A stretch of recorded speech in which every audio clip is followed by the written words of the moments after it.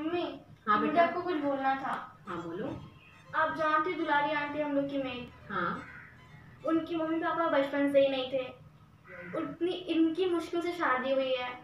अब उनके बाद उनके पति इनको कितना मारता पीटते रहते हैं और उनकी बच्ची हमेशा बीमार रहती है। मम्मी, मुझे एक चीज समझ नहीं आती, जिसको सुख मिलता है उसको पूरी जिंदगी बस सुख ही मिलता है, और जिसको दुख मिलता है उसको पूरी जिंदगी दुख ही मिलता है। ऐसा क्यों? वो इसलिए बेटा क्योंकि श्री कृष्ण भगवान ने इसी के बारे में यहाँ पर बता रहे हैं।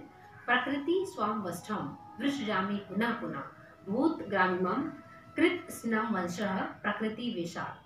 मतलब ये है कि कृष्ण भगवान कहते हैं कि जो जो इस धरती पे आया है उनको बार बार जन्म लेना होता है जब तक वो अच्छे कर्म ना करे। जैसे कि आत्मा है, वो आपको पहले ही बता चुकी है, एक शरीर से दूसरे शरीर में जाती है और जन्म जन्म तक ये चलते रहता है।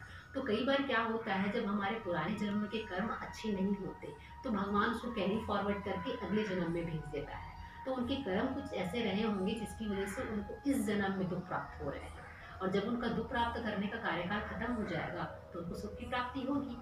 तो इसके लिए कहा जाता है बेटा कि हमें हमेशा अच्छे कर्म करना चाहिए, ताकि हमारा अगले जन्म के लिए कोई भी हिसाब किताब बाकी न रहना चाहिए।